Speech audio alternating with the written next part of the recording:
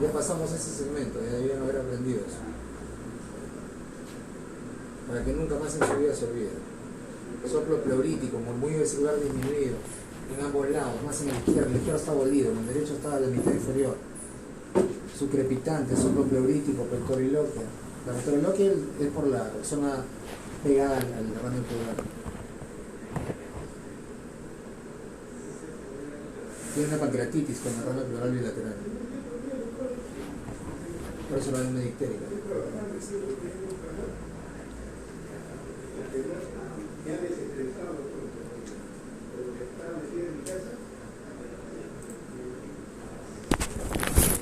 ¿Todos han escuchado o no?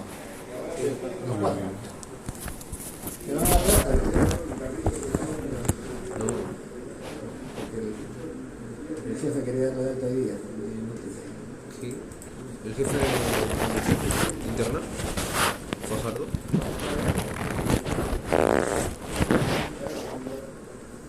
Ya estás.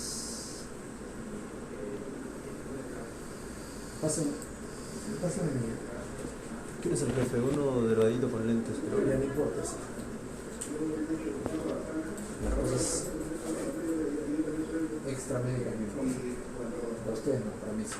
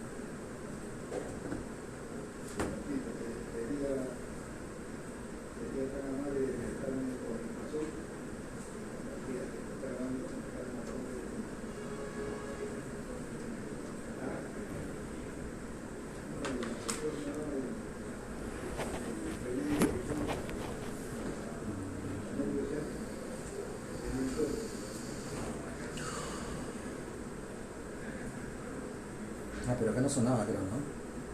No. Tenía que ponerlo ese celular.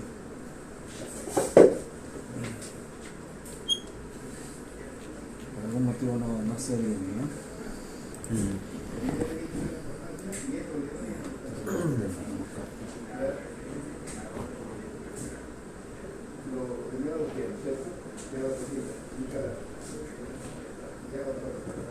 Ya, entonces vamos a empezar por la parte del examen de la inspección. Ya habíamos hablado un poco de la anamnesis, ¿no? Ayer. Entonces lo primero que tenemos que ver en un paciente que acude a nosotros, bueno, nosotros nunca vamos a saber por qué viene el paciente, ¿no? Porque viene por X cosas. Y en el camino nos vamos enterando cuál es el motivo de consulta. Pero en los pacientes que vienen por patologías gastrointestinales o relacionadas con los órganos intraabdominales, es importante tomar en cuenta algunas situaciones específicas. Esto ya habíamos hablado el día de ayer más o menos, ¿no? O sea, la evaluación del estado general en ver la posición en la cual está, por ejemplo, un paciente, ¿no? Sí. Este paciente es un paciente que tiene un cólico renal, hemos dicho que está bien tranquilo, se mueve de un lado para otro, nunca está quieto. En comparación con un paciente que está con respiración superficial, sin moverse prácticamente, usualmente asociado a dolor parietal, ¿no? Por peritonitis, no se mueve para nada. Cuando hay palidez y diaforesis, el paciente puede estar en la etapa inicial del shock por una pancreatitis, por una úlcera gástrica perforada, que va a producir signos de que se perfora una úlcera. No, hemorragia digestiva es cuando la sangre entra, o mejor dicho, cuando el paciente sangra hacia dentro del tracto gastrointestinal. Si se perfora una úlcera, Signos de irritación de todo el ya, peritonitis. ¿Qué más? Por el sangrado, ¿qué va a producir agudamente? Signos de puede ser signos de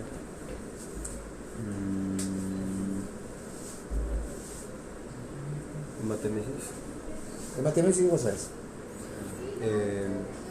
vómito con sangre. Eso da cuando ¿Cuándo qué ocurre? O sea, relacionado con qué situación. Cuando el sangrado es dentro del tracto gastrointestinal. No es. No. Cuando yo sangro agudamente puede tener signos de, bueno, el shock es lo más extremo, pero antes Hipotensión. hipovolemia. ¿No les he dicho yo eso cuando hemos hablado de sangrado, de anemia? Cuando el sangrado es agudo, cuando la pérdida de sangre es aguda, los signos son de, y cuando el sangrado es crónico, los signos son de el síndrome anémico clásico. ¿Les he dicho eso o no? ¿Cuándo les he dicho eso?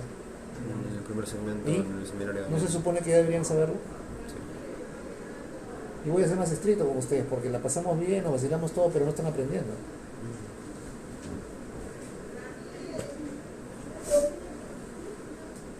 Entonces, si el paciente, por ejemplo, tiene una úlcera gástrica perforada, se perfora no hacia adentro, sino hacia afuera, o mejor dicho, no hacia el tracto, sino hacia la cavidad gastrointestinal, hacia la cavidad abdominal. La sangre sale, irrita, efectivamente va a tener peritonitis, pero además, dependiendo de la magnitud del sangrado, puede tener con cierta rapidez signos de hipovolemia. ¿Cuáles son esos signos de hipovolemia? Va a estar hipotenso, va a estar también. Antes de estar hipotenso, ¿cuál es el mecanismo de compensación? Hiperventilación. Antes de eso, Taquicardia. Taquicardia. ¿Qué más? Taquicardia, hiperventilación, va a presentar disnea también. Es mucho más posterior, cuando ya no compensa. Primero taquicardia, palidez, diaforesis. Cuando ya no compensa, ya va a tener hipotensión, disnea, Cianosis. cianosis periférica puede tener, ¿no? Por vasoconstricción. Pero ya para eso va a estar en shock, ¿no? Va a estar con hipotensión. ¿Ok? Todos los signos ahí son de hipovolemia. ¿Por qué un paciente que no tiene ningún sangrado a la vista tiene hipovolemia? Entonces, y tiene un dolor abdominal, yo debo suponer de que hay algo que se ha perforado y está sangrando. ¿Ok? Piensen lógicamente. Lo mismo, ¿no? Taquicardia por peritonitis, por hemorragia intestinal. Las alteraciones de las funciones vitales son lo primero que nos llama la atención. Por eso se llaman funciones vitales, porque sirven para monitorizar la vida.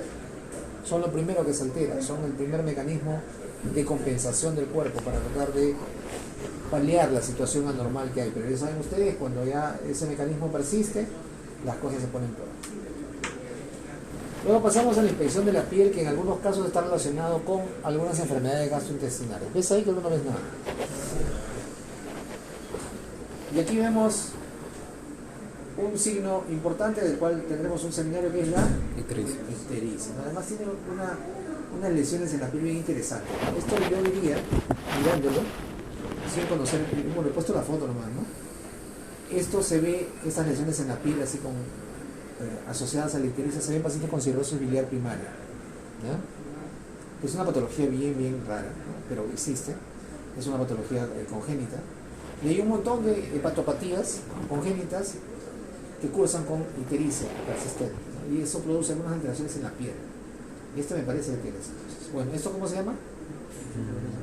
No. Parece, ¿no? Es una úlcera que se parece. Esta lesión se llama pioderma gangrenosa, pues es cosa más rara. ¿Por qué lo pongo aquí? Porque esta lesión está asociada con las enfermedades inflamatorias intestinales. ¿No? Así que esta lesión que se llama pioderma gangrenosa, por eso dice infección de la piel, ¿no? Está asociada con la enfermedad inflamatoria intestinal, sobre todo con la colitis ulcerativa. Sí, también, pero sobre todo con la colitis ulcerativa. ¿Eso qué cosa es? Difícil que sepan, yo tampoco sabía. Las uñas. Bueno, primero que se nota que hay unas bandas, Las líneas, ¿no? Unas bandas verticales en las uñas, pero además lo que llama la atención es que la lúnula ocupa casi la mitad de la uña, ¿ok? Él tiene un nombre propio, no me acuerdo cómo se llama, síndrome de Gray, o perdón, signo de Gray, o signo, no es Gray. Está en la gente. ¿Alguien trabaja en la gente? ¿No lo trabaja? Ya, después lo abrigo. Me hacen acordar, ¿ya? Tiene un nombre. No me interesan los nombres, pero esto se ve en cirrosis. ¿Ok? Y eso tiene que ver con una característica de la cirrosis, que es la hipoproteinemia, ¿no? Que produce estas alteraciones en las faneras, ¿no? ¿Eso cómo se llama? Telangiectasias. Arañas vasculares, ¿no? Telangiectasias en la cara, en la nariz, en el tórax. Eso es típico de Cirrosis. cirrosis hepática. También es importante ver algunas facies características. Ahí les he puesto porque si no empiezan a especular. Esta coloración violácea en los labios y con unas manchas también cutáneas se llama, o está relacionada con lo que se conoce como síndrome de Peutz-Jeghers. El síndrome de Peutz-Jeghers cursa con poliposis amartomatosa crónica. Los pólipos no son malignos, pero tienden a ser grandes y pueden sangrar. Lo puede producir hemorragia digestiva. No sé si ¿cuándo van a hablar de hemorragia digestiva? ¿Hemorragia digestiva? El sábado, ¿no? Entonces vamos a hablar es solamente hemorragia digestiva alta. ¿Solo alta? ¿No baja? Es solamente está como hemorragia digestiva. Sí. Hemorragia Hemorragia Ya, digestiva. ok, entonces alta y baja. ya, ok. Entonces, cuando hablemos de hemorragia digestiva alta y baja, vamos a ver que hay una diferenciación. O sea, por encima del ángulo de Treitz es hemorragia digestiva alta, por debajo del ángulo de Treitz es hemorragia digestiva. Sí. Los pólipos colónicos van a producir hemorragia digestiva. ¿Cómo pólipo? Los pólipos colónicos Baja. Baja. baja. ¿Saben por qué no? Colon. Colon. Abajo, en la parte baja del ¿Dónde está el colon. ángulo de Treitz? ¿Dónde está el ángulo de Treitz?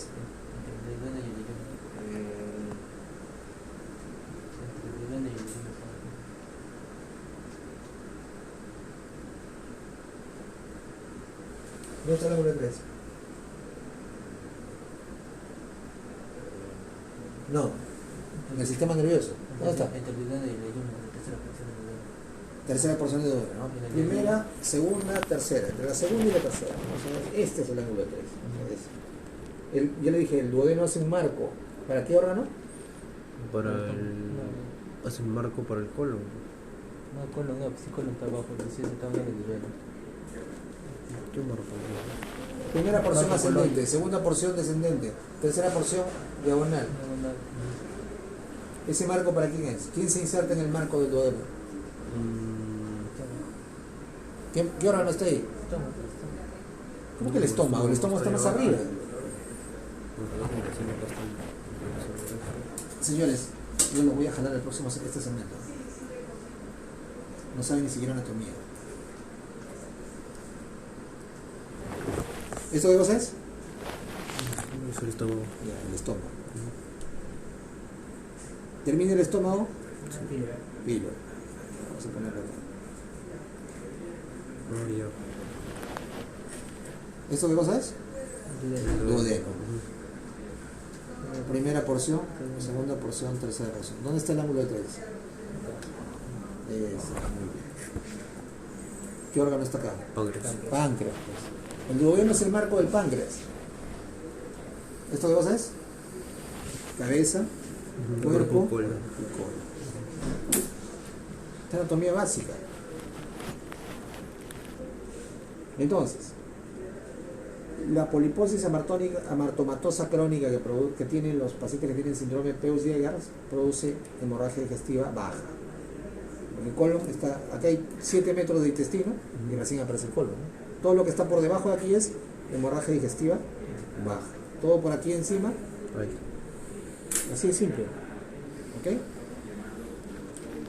Este es otro raro, síndrome de Osler-Weber-Rendu, que tiene estas telangiectasias en los labios y en la lengua. Un nombre más raro que su hallazgo, pero es importante saberlo porque esta es una patología que cursa con telangiectasias en el tracto gastrointestinal. Pero miren, para algunas cosas nos sirve. Ahora, que se presenten todos los pacientes no necesariamente, ese es un problema, ¿no? Es el problema con los signos supuestamente patognomónicos. Los encontramos ahí, así tienen, claro. Pero no los encontramos y después resulta teniendo, no podemos fiarnos, ¿no? Pero esto se ve en este síndrome de Osler-Weber-Rendu, que cursa con telangiectasias en el tracto gastrointestinal, y como ustedes imaginarán, eso produce Sí. telangiectasias dentro del tracto gastrointestinal. ¿Qué puede producir? Telangiectasia. Sangrado, ¿ok? Ya han venido sin yodo, ¿qué pasa? Después tenemos que evaluar la forma del abdomen. ¿Ok? Clásicamente hay varias descripciones del abdomen. ¿Cuál será el abdomen normal? Ese, ¿no? Este es un abdomen excavado que está relacionado, como dice aquí, con caquexia, ¿no? Con paciente desnutrido. Este es un abdomen globuloso que puede estar relacionado con obesidad, sí, Sí. pero también puede estar relacionado con alguna situación patológica importante, Asitis. ascitis, por ejemplo, ¿no? Además aquí vamos a ver la piel brillante, ¿no? Tensa. En el obeso, como hay tiempo para irse dilatando, no está un poco gordito, no van a ver la piel tensa, eso está normal, pero aquí en la ascitis van a ver la piel tensa, brillante. Y este es un abdomen que ya cuando está mucho tiempo hinchado, ya se va hacia los costados, y le dicen abdomen. No. Barriga. Ese es el peligro de aprenderse nombres propios, ¿ves? Están trabajando solamente con memoria. Esto se llama abdomen batraciano. Batración. ¿Por qué? Porque se parece al de un Batración. batracio. Como un... ¿Quién es un batracio? Batración no es... Un cuy. No. ¿Quién es un batracio? Batración ¿Qué animal es un batracio? ¿no es sapo? El primer año de secundaria lo voy a hacer a ustedes. ¿Qué animal es un batracio? ¿Ah? ¿Una culebra? ¿Un mosquito? ¿Qué? Los sapos, pues. Sapos. El abdomen como el sapo, así todo tirado por un costado. Batraciano. ¿Ok? Entonces en el Kwashiorkor también sería este abdomen, ¿verdad? Sí. Un abdomen globuloso. Que no es exactamente porque está gordito, ¿no? No. Está lleno de parásitos. Hipoproteinemia. Tiene de nutrición proteica, básicamente. La nutrición puede ser calórico-proteica, solo calórico, solo proteica. Caquexia. Raquitis. Otra cosa importante que debemos evaluar en el abdomen es el tipo de circulación venosa, superficial. Esto es lo normal, ¿ok? Las venas por encima del ombligo tienen la dirección de la circulación hacia arriba. Y las venas por debajo del ombligo, superficiales estamos hablando, ¿no? Tienen la dirección de circulación hacia abajo. ¿Cómo evaluamos la dirección de circulación? Fácil. Presionamos en un extremo, luego lo depletamos haciendo presión y luego soltamos alternativamente. En el sentido en el cual se llene más rápido, ese es el sentido de la circulación. Ahorita vamos a ver un video de eso. Este es un patrón bien conocido de hipertensión portal, que le dicen la cabeza de medusa. ¿Les han dicho eso en clase? ¿No? Cápsulas medusales. ¿Ah? Cápsulas medusales. ¿Qué? Cápsulas medusales. ¿En nombre en latín? Se colmo todo. La cabeza de medusa. La circulación va del ombligo hacia afuera. Esto ocurre cuando hay hipertensión portal. Otro patrón venoso importante que conocer es cuando toda la circulación va desde abajo hacia arriba. Esto es lo normal, ¿no? Por encima del ombligo todo va hacia arriba, por debajo del ombligo todo va hacia abajo. Pero cuando toda la circulación venosa superficial del abdomen va hacia arriba, esto ocurre cuando hay obstrucción de la vena cava inferior. Sí. En contraparte, que no está acá, cuando hay obstrucción de la vena cava superior, se ve en el tórax y un poco en el abdomen que la circulación va hacia abajo. ¿Ok? Sí. Estos patrones venosos sí funcionan, o sea, sí se ve así de esa manera. Es por anatomía pura, ¿no? Y entonces vamos a ver un video, si no me equivoco, cómo este médico les va a explicar en inglés cómo, lo que ya les he dicho, ¿no? Cómo van a ver el sentido de la circulación. Es un hindú, así que es fácil de entenderlo, porque hablan horrible en inglés. Deletreando. Hablan como el hindú de los Simpsons. Oh. Bueno, no es que mi acento sea muy bueno también, pero tampoco es tan bueno.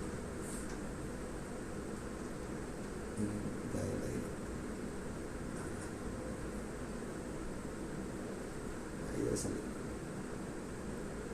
Ahí está, ya. Vamos a escucharlo, ¿no? Un poquito.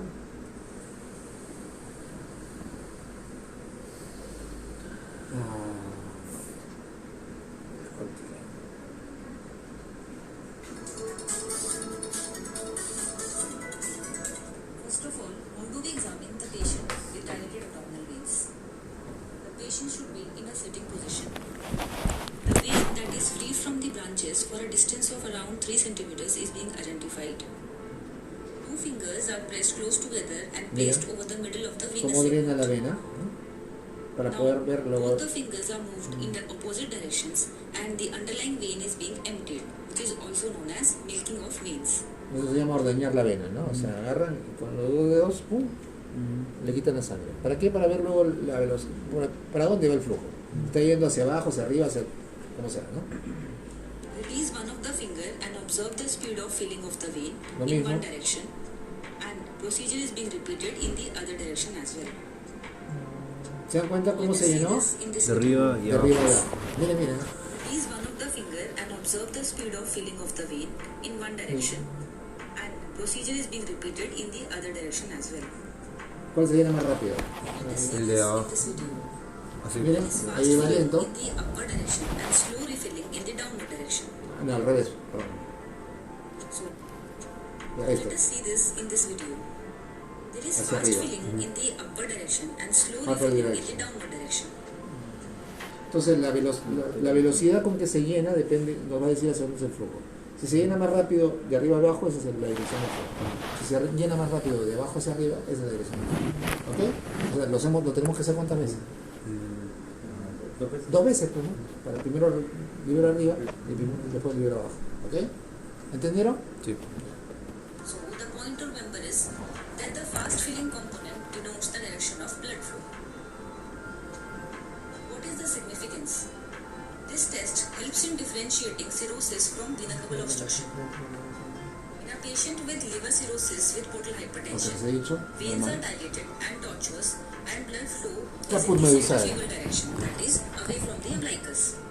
Whereas, if you see a patient with IVC obstruction, the Obstrucción de la direction vena of cava blood inferior, flow todo is hacia arriba. completely below upwards.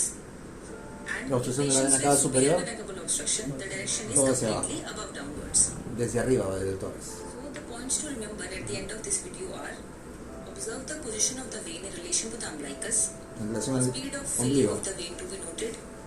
Fast directional flow is the key for making a diagnosis. ¿Está bien? ¿Está claro? Sí. No digo, no está claro es en inglés del hindú, pero está claro el concepto, ¿no? Por eso no te veo subtítulos. ¿Ah? Por eso no te veo subtítulos. Sí. Ya, seguimos entonces. Entonces hemos visto la inspección de las venas, bueno, que está combinada con palpación, para una maniobra para ver, ¿no?, el flujo. Otra cosa que tenemos que ver en el abdomen es la presencia o no de cicatrices. ¿Por qué es importante la presencia de cicatrices en el abdomen? Exacto. Y eso nos puede llevar a un aumento del riesgo de ¿qué? De infecciones. ¿De qué? Una hernia. Una hernia, sí, que usualmente, en este caso sería una hernia incisional, ¿no? Ajá, que se llama, ¿cuál es el otro nombre de una hernia incisional?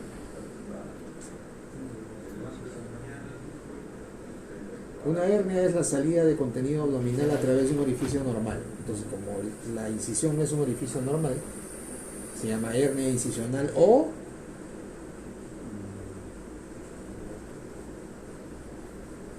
eventración. ¿Ok?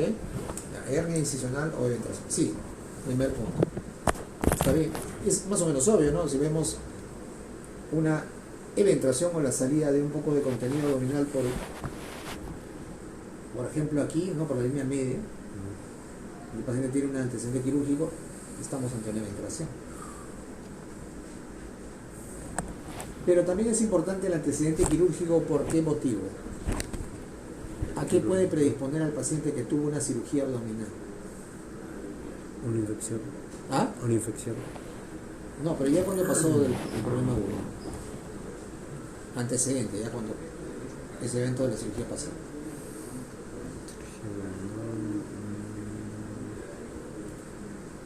De cáncer.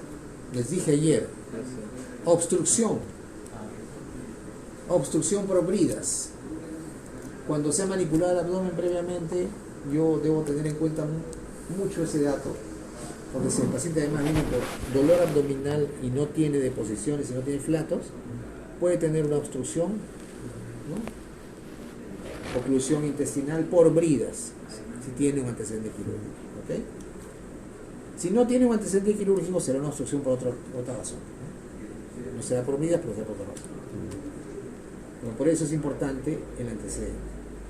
Y aquí hay dos signos importantes que tienen que ver con la equimosis de la pared abdominal. Está relacionada regularmente con hemorragias retroperitoneales o intraperitoneales. La sangre llega por diversos caminos a la pared del abdomen y produce estos signos clásicos que están relacionados con esta patología. El primero que ven aquí se llama, tiene un nombre, se llama signo de Cullen.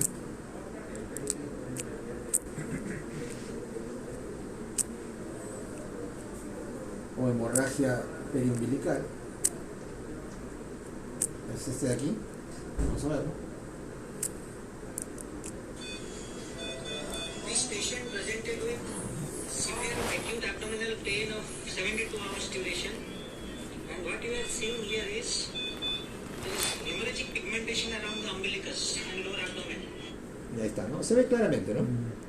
O sea, además que está por abajo, está ahí justo periumbilical. Eso se llama el signo de Cullen, está relacionado con hemorragia intraperitoneal o con una patología que no necesariamente va a cruzar con hemorragia, que es pancreatitis aguda. Se ve, cuando la pancreatitis se vuelve hemorrágica, también da el signo de Cullen. ¿Okay? Y al lado vamos a ver otro signo que es más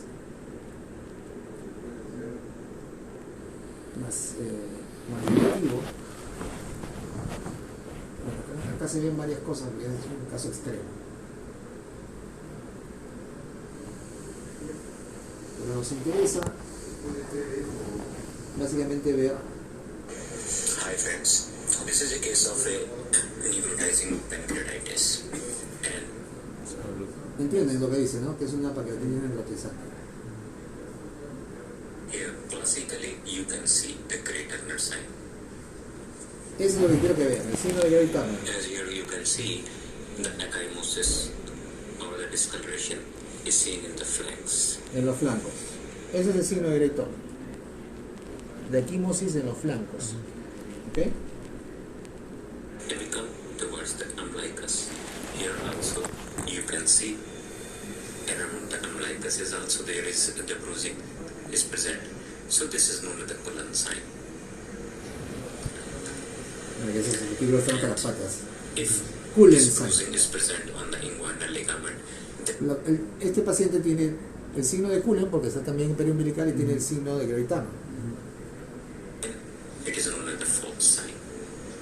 So Ya, all el three signo de signs- Fox es cuando la equimosis llega al ligamento inguinal. Es muy importante. Y el signo de Nikolsky, para que ya lo vieron ahí, es cuando ustedes hacen eso, miren. is present in this case of acute necrotizing pancreatitis. Eso, Do you eso know es el signo de what is the Nikolsky. INR of this patient? The INR is 4.9. Debajo de la piel hay líquido. Cuando ustedes sacan esa pequeña capa, And vayan a the ponerla. Nikolsky sign is also positive in Ahí this. podemos. ¿Ok? Eso, está lleno de líquido. Thank you for giving your valuable time. Dice en el video qué es lo que tiene, doctor. Sí, tiene una pancreatitis necrotizante. Y en ese caso ya no hay nada que hacer. Depende, pues, ¿no? Depende de la edad del paciente, ¿no? Ustedes saben que cuando un paciente se encuentra en estado crítico de shock, con falla intraoránica, todo el tratamiento es soporte. Y entonces el soporte es para esperar que el cuerpo produzca sus propias defensas y pueda luchar contra la infección y contra el proceso inflamatorio. Si eso ocurre favorablemente, el paciente sobrevive, si no... ¿Ok? Signo de Cullen, Sí. signo de Great Turner. Fox. Nosotros no le dan caso. Nikolsky. Se tienen todos los signos. Sí, lamentablemente. ¿Cómo dejaron que avanzara tanto? Este también es importante que lo conozcan. No sé si lo han visto al principio, les han gritado en una clase. El novio de la hermana María José. Es el nombre. Miren, así es. Este es un cáncer metastásico, ¿ok? Un cáncer metastásico de origen abdominal o pélvico en el caso de las mujeres. Se llama nódulo de la hermana María José porque la hermana María José fue la primera que la describieron, ¿no? Pero no le dieron su nombre sino como hasta 20 años casi después de que murió. Entonces, este Sister Mary Joseph nódulo es un cáncer metastásico del abdomen o de la pelvis. Vamos a ver el video rapidito.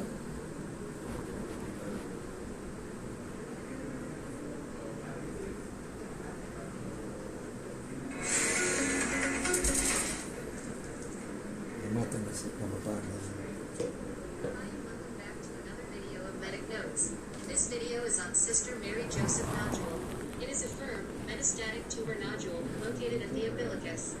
Ahí está. Shown in this picture, this sign can be associated with adenocarcinoma of abdomen. Ya, adenocarcinoma del estómago, del intestino, large bowel, ¿cuál es? El intestino delgado. Grueso. Páncreas, ovario, para son mujeres, o colon rectal, ¿ya? Organs, including stomach, En general, de cualquier órgano pancreas, intraabdominal. ovary, or colorectal cancer. For its mechanism, it is possible that the vascular and lymphatic systems provide the conduit to the umbilicus.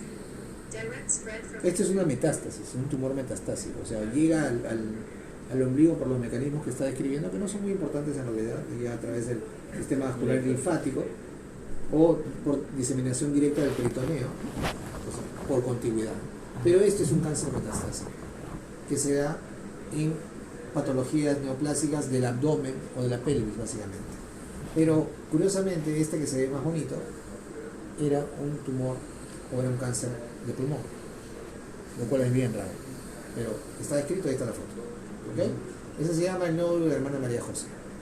Usted que le gustan los nombres propios, les encantan, les fascinan. Ya.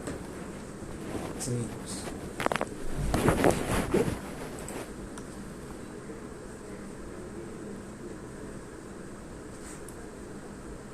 Otra cosa que tenemos que ver es si hay masas pulsátiles en el abdomen. Y como ya están viendo, ahí el diagnóstico es aneurisma ¿qué? De aorta abdominal. ¿Por qué no puede ser aorta torácica? ¿Por qué? ¿La aorta qué? Más arriba. La aorta está en el tórax, la aorta torácica está en el tórax. ¿Dónde está esta? No lo veo.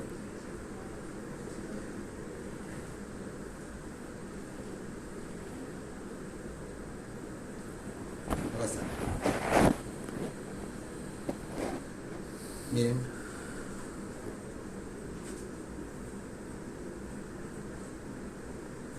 Usualmente es una masa en meso hipogastrio alrededor del ombligo. Es una masa pulsátil, ¿no? Esa pulsación es no solamente del aneurisma, sino lo que transmite a través de la pared, ¿no? Solamente lo van a ver si el paciente es delgado. Si no, no lo van a ver.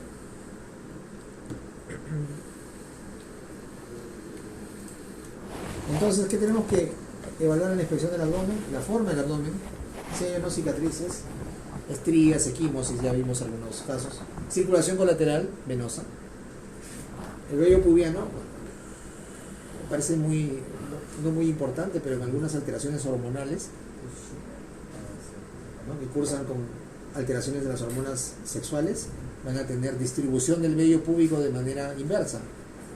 Un varón con distribución, claro, un varón con distribución de vello púbico ginecoide o a la inversa.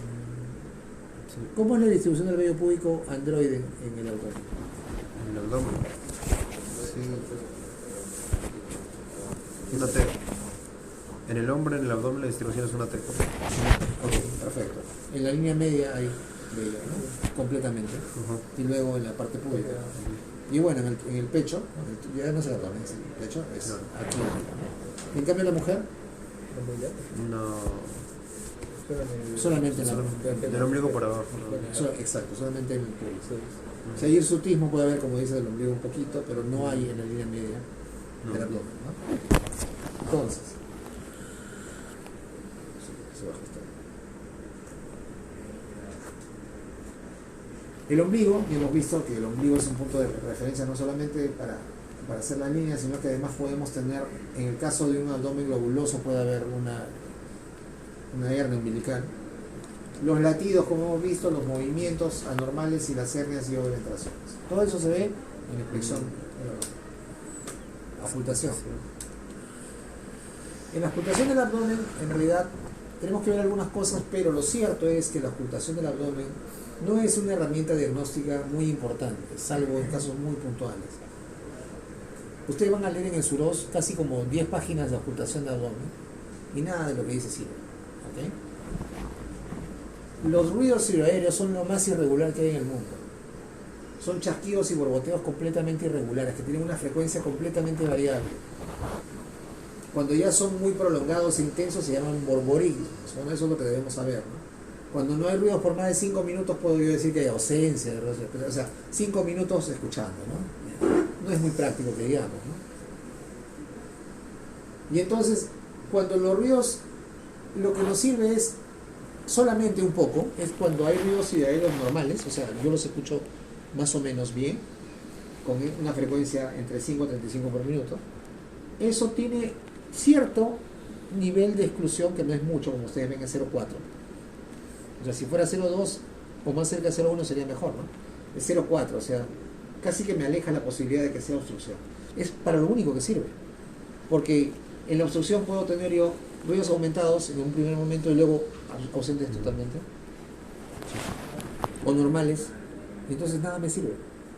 Me refiero de los ruidos ciroaéreos, ¿no? O sea, de la presencia, la frecuencia y la intensidad. Bueno, yo me acuerdo haber leído en el Suros hasta el ruido que cae de la esquina del ángulo del colon, que cae hacia abajo, un montón de tonterías, ¿ya? Que me maldigo por haber perdido mi tiempo leyendo tantas cosas estúpidas.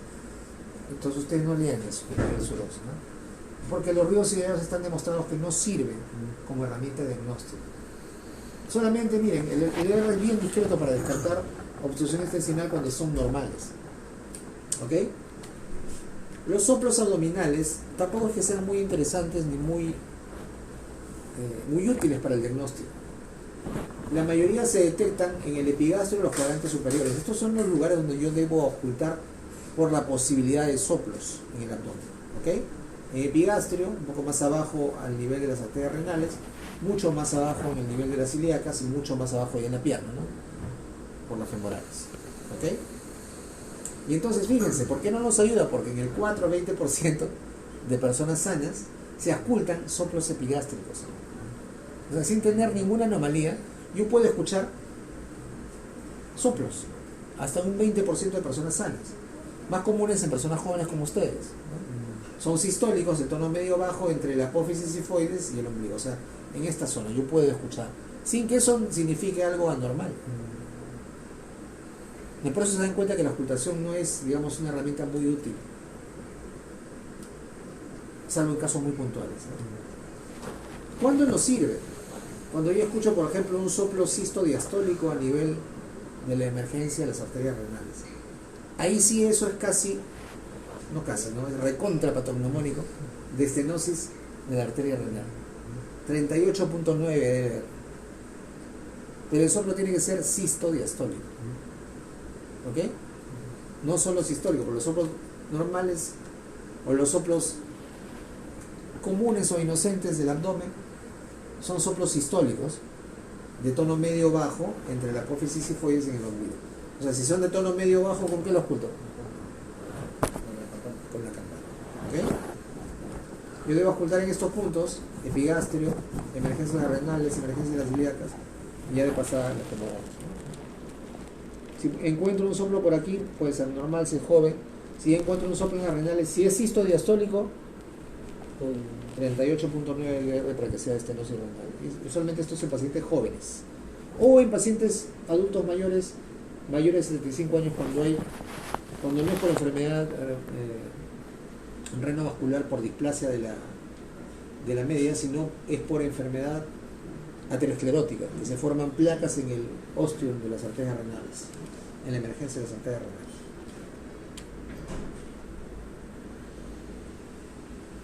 Aquí está la técnica con la campana del estetoscopio. buscando en el epigastrio y en la emergencia de las arterias renales. Otros ruidos que yo puedo escuchar en el abdomen son lo que se conoce como un zumbido venoso o hum, ¿no? En inglés, HUM, ¿no? Que se puede escuchar en la región epigástrica y periumbilical con la campana por aumento de la circulación colateral del sistema portal y sistémico. ¿Ya? Eso puede ocurrir en todos los casos que hemos visto, ¿no? Los de cabeza de medusa y todas esas cosas raras y normales. Puede ocurrir que yo escuche un hum venoso periumbilical. ¿Cómo se escucha eso? Eso sí lo podemos escuchar.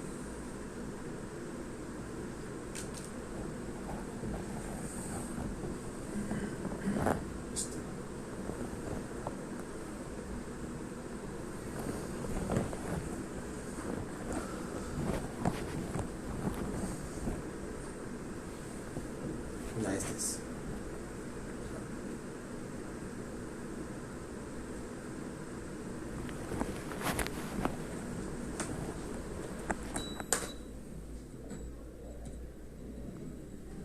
Escuchen.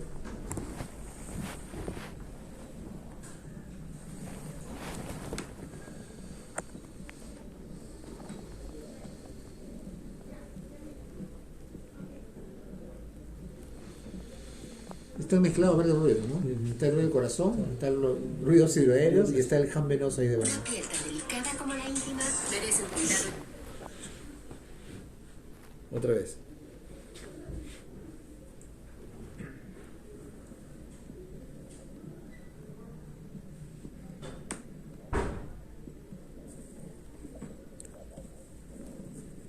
Ese ruido de fondo que se escuchó.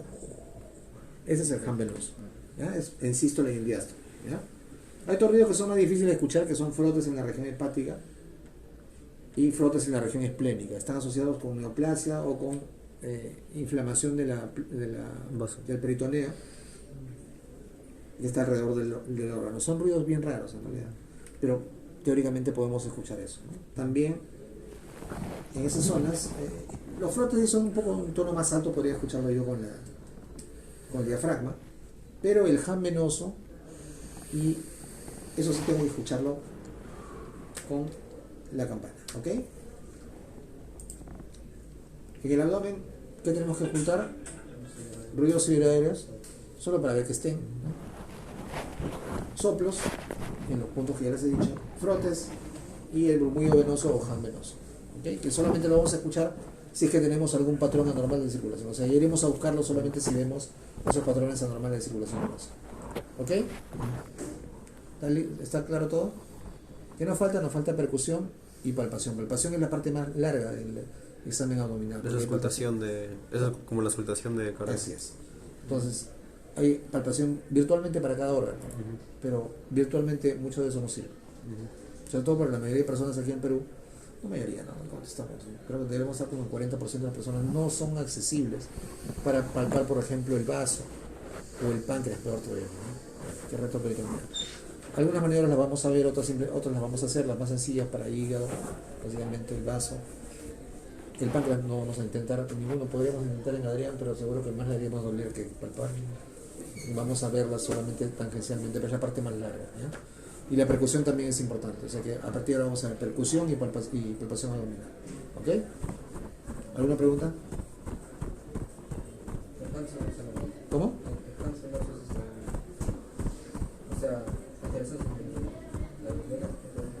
¿Cómo? El hum venoso, ¿qué pasa? O el murmullo venoso. En la circulación venosa periférica. Solamente lo voy a buscar, o sea, voy a ir a escucharlo con la campana si es que yo veo primero en inspección y veo que hay una alteración de la circulación. Los patrones, ¿no? De la cabeza de medusa o de la obstrucción de la vena cava superior e inferior. Solamente en esos casos. ¿Algo más? ¿No? Listo, muchachos. Eso es todo por hoy día. Todo está en la carpeta, ya saben ustedes. Pueden repasarlo cuando quieran, espero que sea durante el curso. Sí.